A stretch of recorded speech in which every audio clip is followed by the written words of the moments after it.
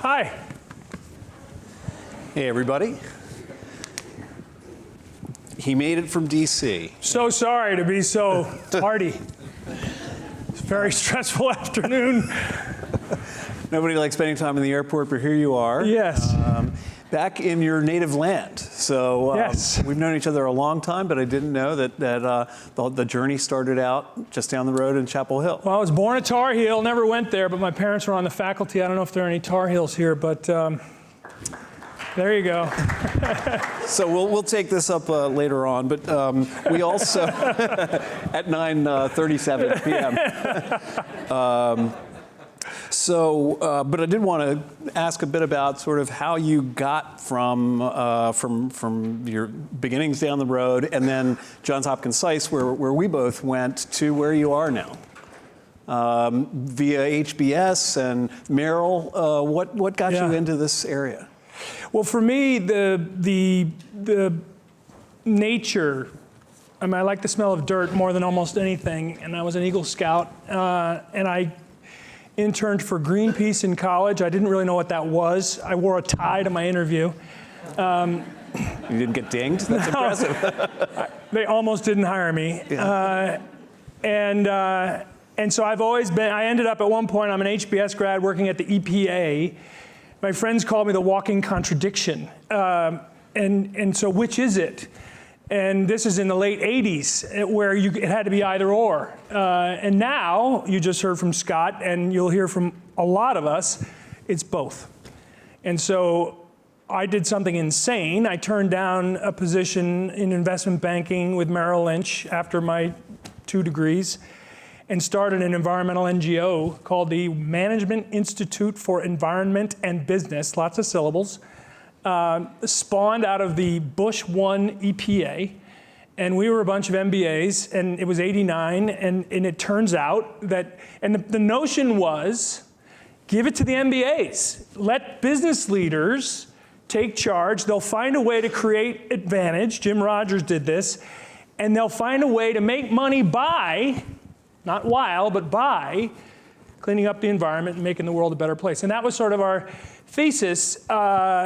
And we were too early, so that's why we were nonprofit instead of for-profit. And then we merged in with the World Resources Institute, where I complained so much they made me chief operating officer. And then I stumbled into a consulting business, and then that was bought by PricewaterhouseCoopers, which was a very startling move. And then I ended up at JPMorgan, really still with those 2 dual roots. And what's really great, I'd say in the last 2 years for us at JP, but really across the field, the last 5, and I would say in the next 10, 15, that this whole thing is swooshing together in a really exciting way.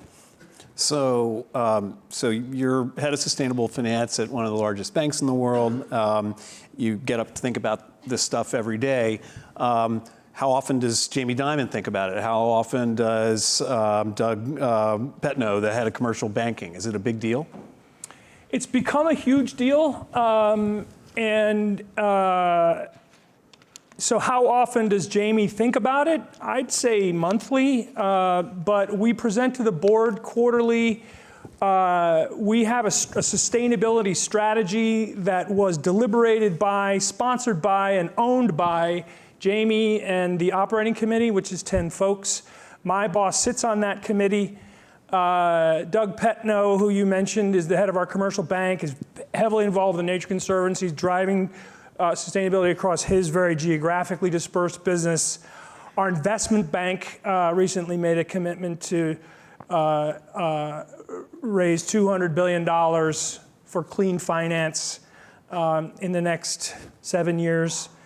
And so and this is what I mean. In our asset management business, in that business, it's ESG. It's not just sustainability, right? So it's environment, social governance, which gets a little broader. And they've tagged $300 billion, and they're building out product suites. And this, for us, for JPMorgan Chase, this is the last 2 years, and we've been laying lots of seeds over the last 5 by doing a lot of stuff on risk management. Because if you don't have a good, as a bank, we finance a lot of things. 81% of the world's energy comes from fossil fuels still. 81%. And as a bank, we're financing that. So are we financing the right, are we making the right choices? And are we encouraging our clients to do the right thing? And so that part of it is a big part of this, of the whole, there's the sort of the lower carbon industries, but there's also the incumbent fossil fuel industries, and those have to coexist. And we keep talking about an orderly transition to a lower carbon economy. And that's a voice that we try to be. So I would say senior leadership with us is fully on board. And you know why? Because they like good ideas. They like ideas that resonate with our clients. We're hearing about this increasingly from our clients. And our employees love it. We have 250,000 employees, 60% of whom are millennials. And they love this. And they're proud of us for this, because this actually isn't that easy. Well, it's great to hear that it's coming from the clients too, right? Because at the end of the day, that's what the bank's all about, right? Serving its clients. Any examples of clients where whether it's in commercial banking or other types of things, where you see a really keen interest and they're really engaging with you, whether it's on clean energy or other ESG? So I won't name names, but I would say take 3 industries. Actually, the earliest signals came from the consumer goods industry, where those companies are very, very consumer exposed, and their product and their supply chain has to be squeaky clean, has to kind of make the world a better place. Think brands with a purpose, think hip. That's the future for them. And they're bankers. And so it was the first time we were hearing from clients, from CFOs, from treasurers, was from that industry saying, you need to help us. And something happened remarkably this year from that industry. A very large European consumer goods company proposed to its banks that if they improve their ESG scores, they get a discount on their revolving loan facility of a couple of basis points. So for the first time, you start to see, and that is completely cutting edge. That's almost off the edge. And that is a dynamic that I think we'll probably see more of, particularly out of Europe. So that industry was the first and continues to move. The energy industry, as it's transitioning, and if you're a banker to the energy industry, any part of the energy industry, even if it's oil and gas, you are moving lower carbon, whether it's renewables or natural gas or fracking, you're sort of on a decarbonization curve. And we are in front of clients, my team, we're in front of clients all the time. Utility clients, oil and gas clients, and so on. And so anything energy related is, it's huge. It's the transformation of the economy. And then more recently, at least for us, the tech industry is coming, and it actually comes through fintech and fintech for social good, but then it sort of gets into energy and energy use, and we find ourselves collaborating. We have a commitment to generate 100% of our own energy from renewable sources, and that gets us in energy markets, signing power purchase agreements, and we're a buyer. We're also installing solar panels on every roof we can find. I think we're going to do 1,500 branches and 40 or so commercial buildings. We're going to have the largest LED lighting system in the world, at least to date, by I think the end of this year. So we're also a buyer in that space, and not just a banker. Right. By the way, there's microphone back there, and we're going to just keep the conversation going, but I want you guys to feel absolutely free to jump in. I know they want to have it recorded, so rather than just doing it from your seat, if you wouldn't mind going back there and asking questions, that would be great. So I was talking just the other week with our friend Cristiano Figueres, who we go way back. Cristiano is the person who led the Paris Accord, was the executive director of the UN Framework Convention on Climate Change. And what we were grappling with is the gap, the Paris financing gap. So to meet the goals of the Paris Accords, we're short hundreds of billions of dollars a year. I'm going trillions. You're going trillions. Okay. So where's the money coming from, and what's going to change? There's more money than you could ever need. The fixed income markets, unsexy as they are, 12 trillion a year. And so if you haven't and you're interested in this, look at the Blended Finance Task Force report. So this was a group of folks that got together under the auspices of the World Economic Forum, Scott's old colleague, Jeremy Oppenheim. And they, for 2 years, worked on a report to figure out how do you finance the trillions? Where does it come from? And the notion was you need blended finance. You need a capital stack that has some soft money below, grants, and then some equity, and then some lenient debt, and so on, and that this should be part of the world's development finance infrastructure. We were a member of that, and our observation was if you look at the infrastructure pipeline that's bankable, meaning not equity, but debt, so this is creditworthy, you're in a jurisdiction where property rights are honored, where you're likely to get back, where there's adjudication in a judicial system if there's a dispute, et cetera, et cetera, et cetera.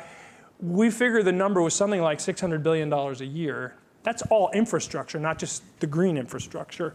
And so that gap, we sort of feel like there's a project gap, not so much a financing gap, that the project pipeline of companies out there driving energy, particularly energy infrastructure, that anything that's financeable can get financed.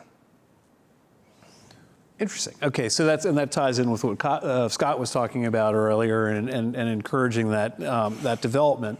So you innovated and led quietly but very effectively a great process that resulted in the carbon principles, and helped to steer the banks toward being more conscious about the transition. Fast forward, and as you said, JPMorgan finances a lot of fossil energy, including was involved in the Dakota Access Pipeline. Yes, we were not directly involved. Not directly involved, but so how do you how do you, and then for the benefit of the folks here, many of whom are going to be working in either conventional energy, that sort of a thing, how do you think about that? How do you square it? Well, 5 years ago, pipelines were just pipelines and nobody noticed. There's 3 million miles of pipeline in this country, and first Keystone and then Dakota sort of woke people up, I think, to the notion that actually we live on fossil fuels. All of us. How'd we all get here? How are we sitting here? We are a fossil fuel-driven economy, which has lifted billions of people out of poverty, and so that's a situation that we're all in together. And you have some really, really, really clever and great activists who are concerned about that. A lot of us are concerned about that. And so if you look at the landscape of voices on this, you've got outside voices and inside voices, just to oversimplify. And I'm intimately familiar with the outside voices and decide that I'm better on the inside. So if you look at the 80% of fossil fuels, they're not all created equally. And we, along with other banks, decided a year and a half ago to start pulling back from coal. So we've made a commitment to not finance coal mining, greenfield coal mines, absolute prohibition, to reduce our exposure to that industry, to decarbonize our power portfolio. And so that's a direct acknowledgement that coal is and should be on the decline. Natural gas is the biggest reason why coal's been on the decline. It wasn't the Obama Clean Power Plan, and it wasn't wind, it was natural gas. And so that's something we get behind, and fracking is this technology, is the reason why we're one of the leading petroleum producers and exporters in the world right now.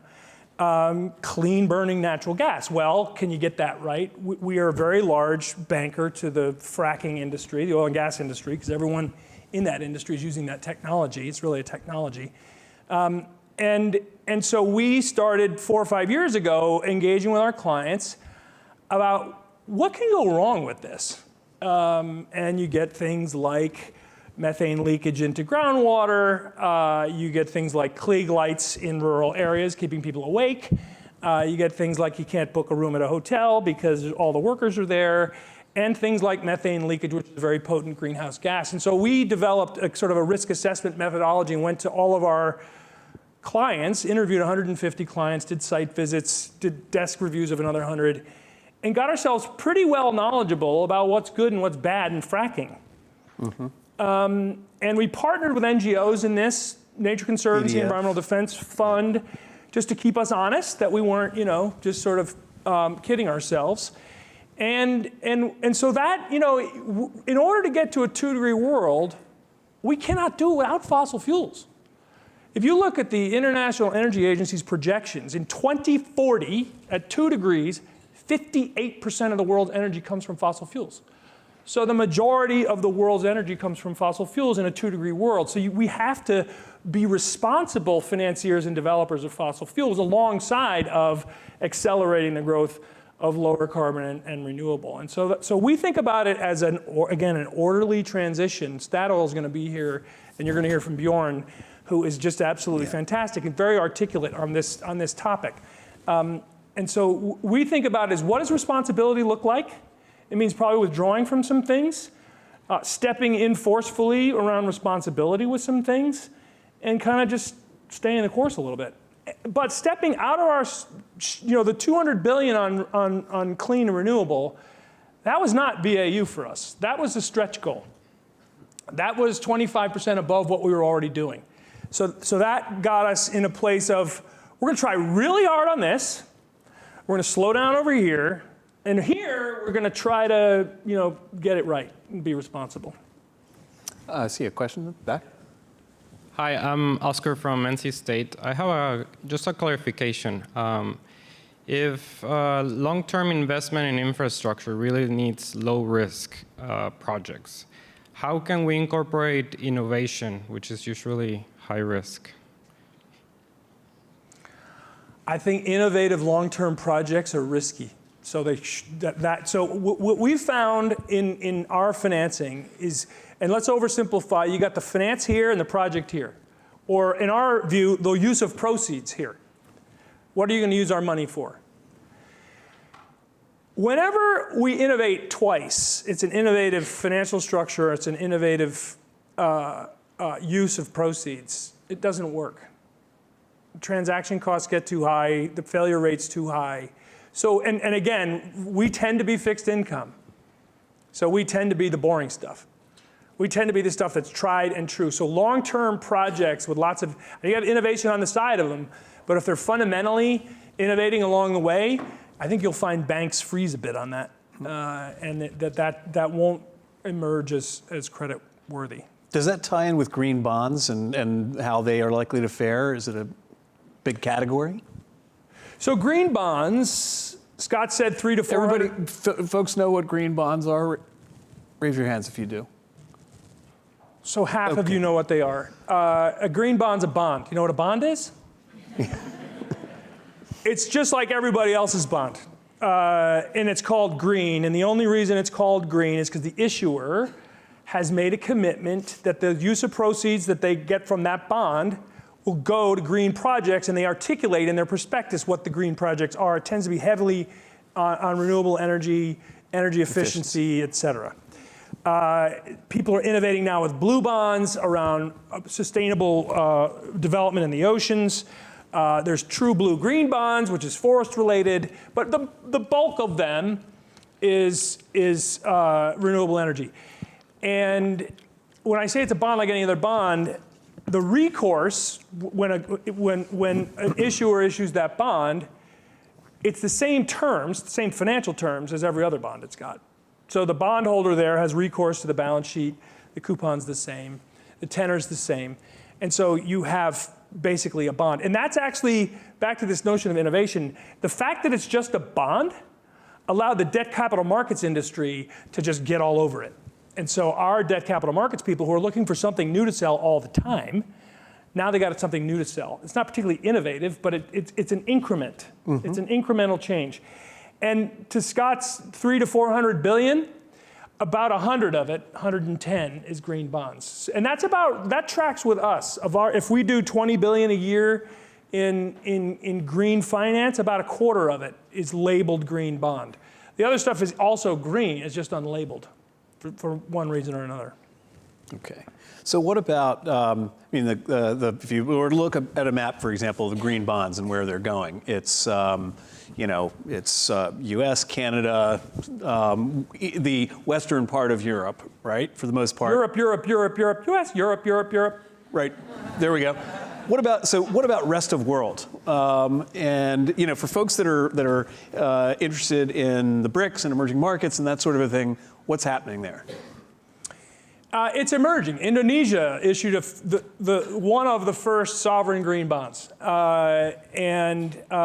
so like other areas in this field broadly writ, Europe tends to be out front. The Americans follow, and we do it very differently. We do it much more commercially. There's a sort of a social democratic, we must do this thing in Europe, just to oversimplify. And in the US, it's like, how do I make money out of this? And once it's sort of beaten up a bit, you have innovators, so the Taiwanese, the Japanese, the Koreans, green bond issuers, creeping into Southern Asia, Southeast Asia, Australia a little bit. And by the way, the innovators here were the multilateral development banks. The European Investment Bank was #1 in 2007, the European Bank for Reconstruction and Development, the World Bank, the IFC. And so those development finance institutions who have AAA credits, who basically have a business of doing this kind of good works, so they had the use of proceeds, that was a no-brainer. They kind of got the banks going on this, and then there were corporates and municipals, et cetera.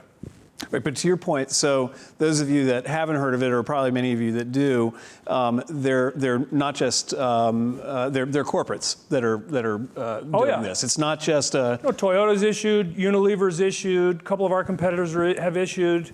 Lots of corporates. China actually is the largest green bond market, single green bond market in the world. 40% of 2017's issuances were in China. Can we talk about jobs for MBAs? Do you guys going to need jobs?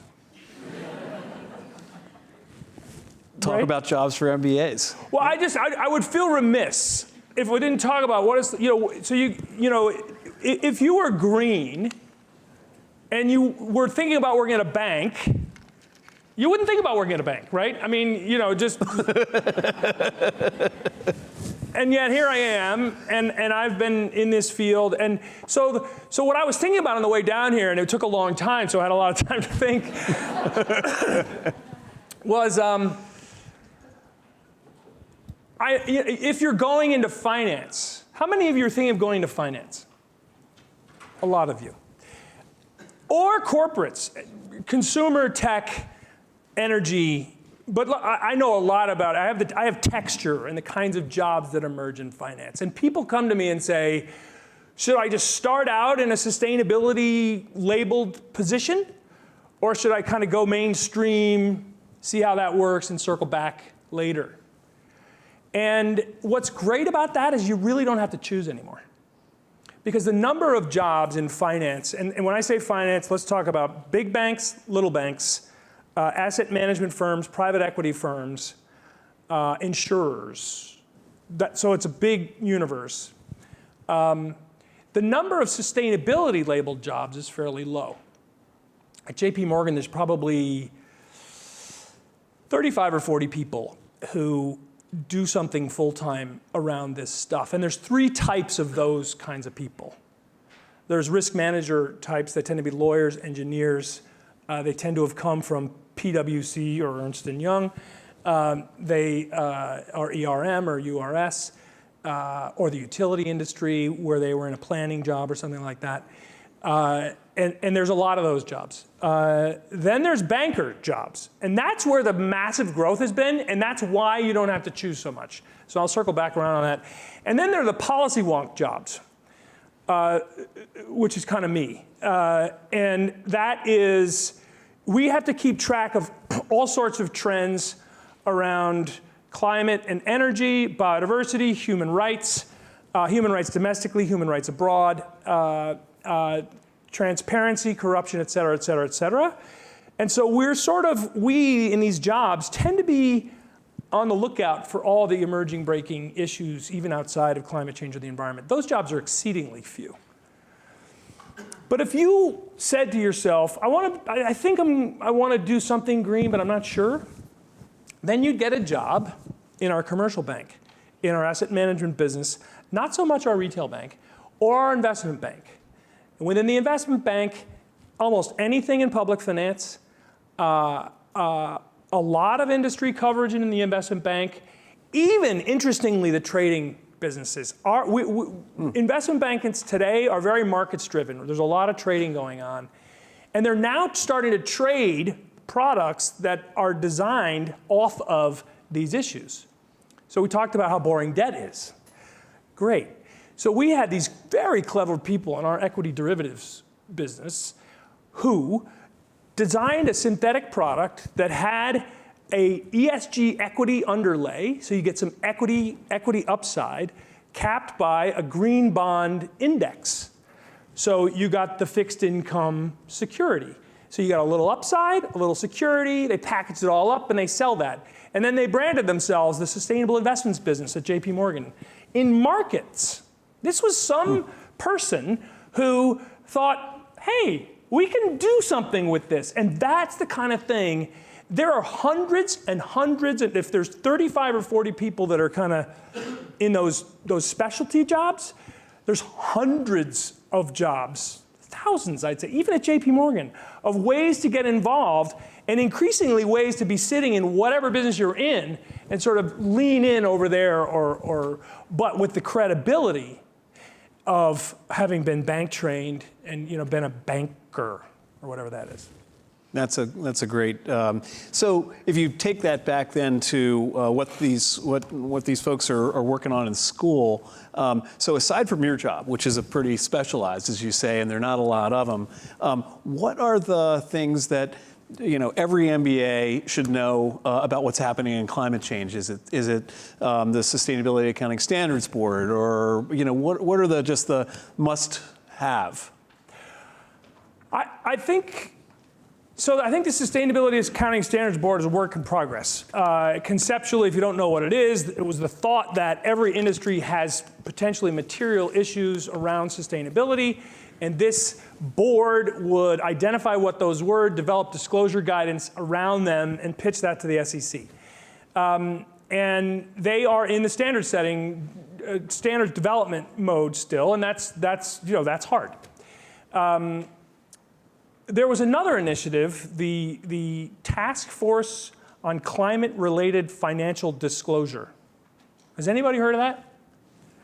Hey. Oh, okay. The TCFD, chaired by Michael Bloomberg, convened by the Financial Stability Board, which is the G20 financial regulators. Mark Carney, who's the governor of Bank of England, asked a question 5 or 6 years ago, said, hey, is there a carbon bubble building up on the balance sheets of all the banks and the asset management firms such that if there's an abrupt transition, that there could be global financial instability because all these securities would be repriced like overnight? As happened in coal in a quarter. Yeah. Yeah. And so he convened a task force. Mike Bloomberg chaired it. I was a member of it. All the big four were members of it, UBS, Barclays, Unilever, et cetera. And we came up with our guidance, and the guidance is now the guidance is essentially for any company accessing capital markets, public capital markets, do you have climate risk? If not, prove it. And if so, what's the scale of it and how are you managing it? Essentially, I think it gets a lot more words than that. It ended up being 90 pages. We fought for like one question. We ended up with a lot more than one question. But it's very, in essence, it's quite simple. And that is something that we're hearing from clients all over the place. Yeah. And if it's not just climate, it's ESG broadly. So the activist investor community is coming in at all kinds of companies around. So if you want to be really smart going into any industry or company, if it's big and public, so I'm in the big and public space, right? I'm not really talking venture here. I'm talking if you end up in a corporate role.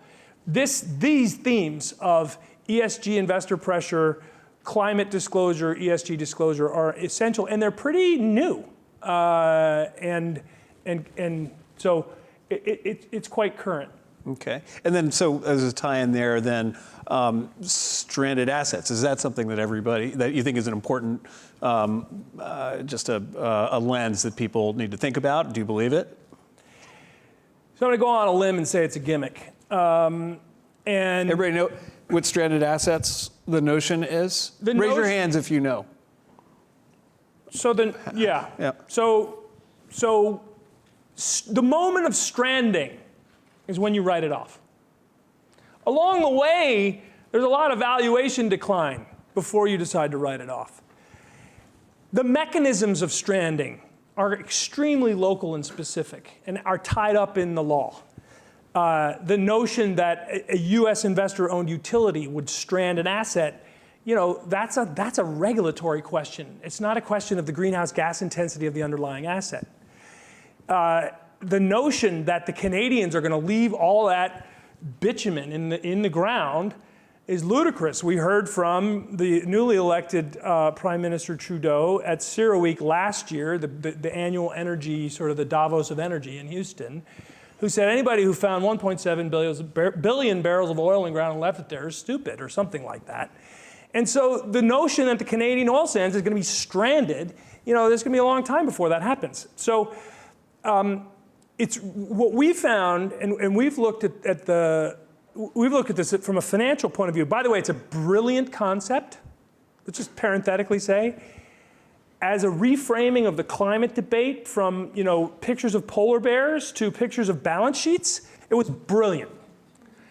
And I think it's logically absolutely the right framework. But I think then they leapt forward to the end state a little quick. And so when I sat down with a journalist in London and said, so is JPMorgan Chase divesting from fossil fuels because of all of the stranded assets? And I almost thought she was joking, but she wasn't. And so what we've been trying to do is get back to a rational, science-based, what does the orderly transition look like? Some assets may get stranded, but let's run the numbers around that and know why. A lot of coal assets in central Appalachia are being stranded, not because of climate change. Because natural gas is so much cheaper, and the lifting costs, particularly in mountainous regions, are very high. It's cheaper to build and burn natural gas than it is to build and burn coal. And so so sure, things will get stranded, but understand why. And it doesn't necessarily have to be because of climate change. It can be because of other market dynamics. So here's another one. Cost of carbon. Big deal or not? Well, not right now.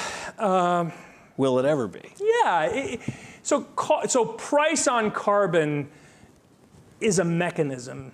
There's the Carbon Pricing Coalition that we always are getting asked to join. And so price on carbon, cost of carbon is a broader notion.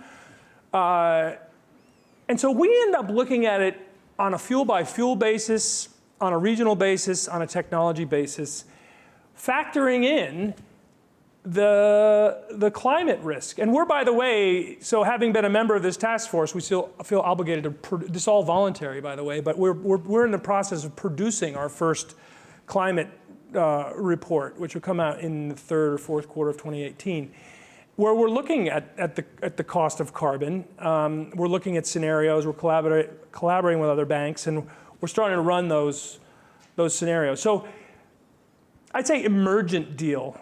And really when cap and trade in the U.S. kind of cratered in 08, 09, and then the Obama administration went a regulatory route, it became a regulation and fuel and sector-based discussion rather than a free market, this is how much it costs, factor that into your operation. So I gather the bartenders are lonely, and you all definitely need to have a couple of things under your belt before game time and whatnot. Before we do wrap, if anybody's got any questions, now's the time. But otherwise, it's one there. Oh, do we have one? Great, go ahead. Go ahead. For someone who's been on the bleeding edge of this for so many years, what has surprised you with how long it's taken?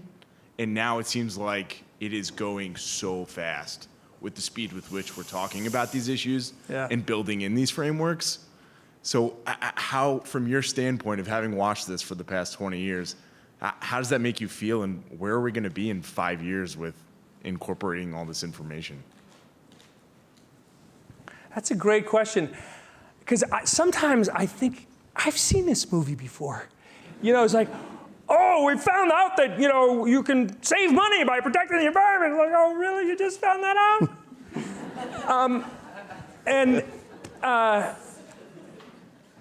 And so I don't know whether it's your, let's call it your generation. I heard a lot of middle-aged, gray-haired white males being trashed earlier. Plead guilty. But